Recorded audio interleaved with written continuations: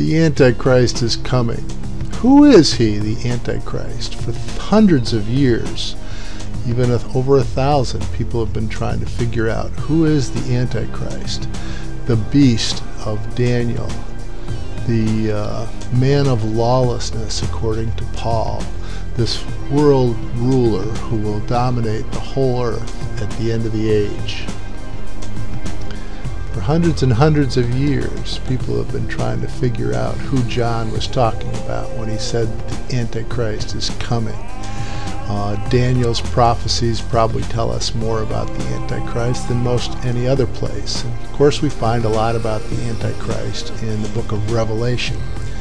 Much interest about this Antichrist and who he will be and where he will be from. Well, the Bible does tell us a great deal about the Antichrist, so why don't we look at the Bible and see what it has to say. For hundreds of years, people have been trying to understand about this Antichrist who is coming, who he will be and where he will be from. It is the Bible that gives us the answers that we need about this information, not the books of men, not the imagination of men. Because God told Daniel in his last book that the words of this book are closed and sealed until the time of the end. But now is the time of the end, and these words are being unsealed and opened. It was the Apostle John that used the term Antichrist.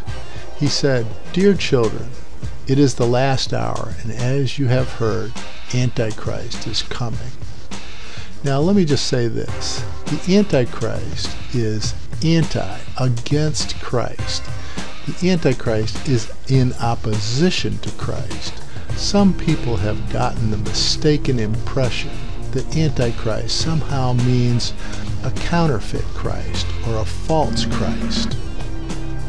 Now, some have gotten that impression about this Antichrist being a false Messiah from the passage in the Gospel of John where Jesus said, "I have come in my Father's name, and you do not accept me, but someone else will come in his own name, and you will accept him."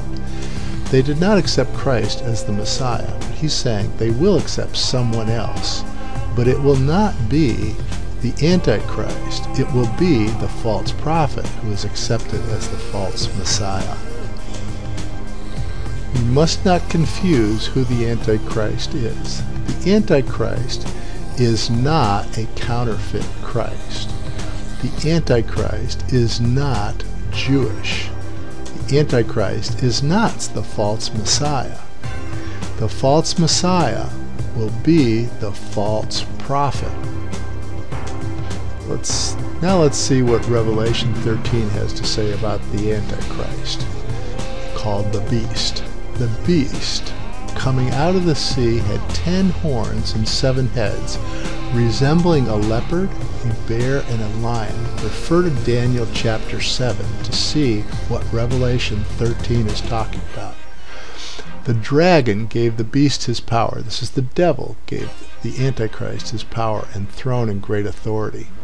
One of the heads of the Antichrist has received a fatal wound, but the fatal wound, in other words, had been healed.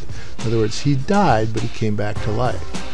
The world was astonished and followed the beast, who is the Antichrist. This passage tells us that the Antichrist comes out of the Middle East, and he is the leader of Daniel 7. Continuing in Revelation 13, who can make war against him? He's a warrior. He declares war. He causes great devastation. The beast was given power for 42 months. This is 3.5 years, a reference to the Great Tribulation.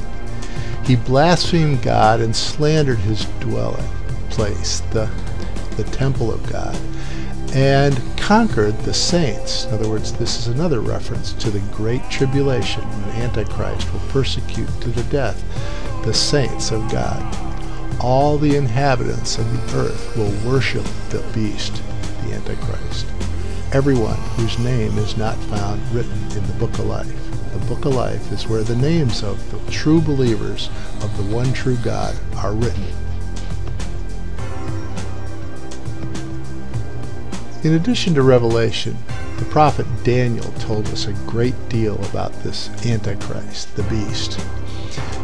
When rebels have become completely wicked, good definition for terrorists today, a stern-faced king, a master of intrigue, will arise.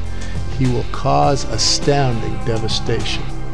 He will destroy the mighty men. This would be, he will destroy superpowers and the holy people. These would be the saints of God. He will take his stand against the prince of princes. This is when the Antichrist goes into the temple, declares himself to be God. He will be destroyed, but not by human power.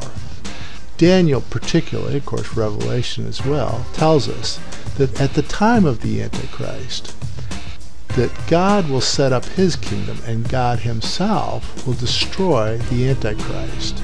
Of course, not by human power.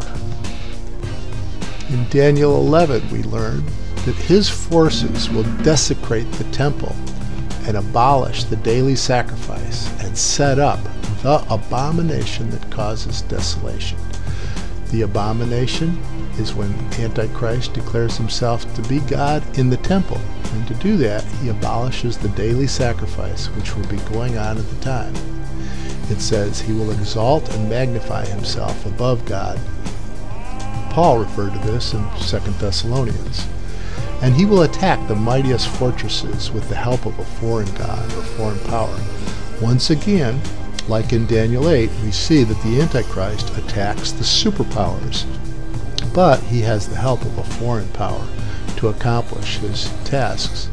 We're also told in Daniel that once the Antichrist comes to power, that he succeeds in whatever he does. He's successful until the time of the end and the return of Christ. There is much written about this Antichrist, this leader who will come, this stern-faced king, this man of lawlessness. He is a world leader who will dominate the whole world and crush it and destroy it.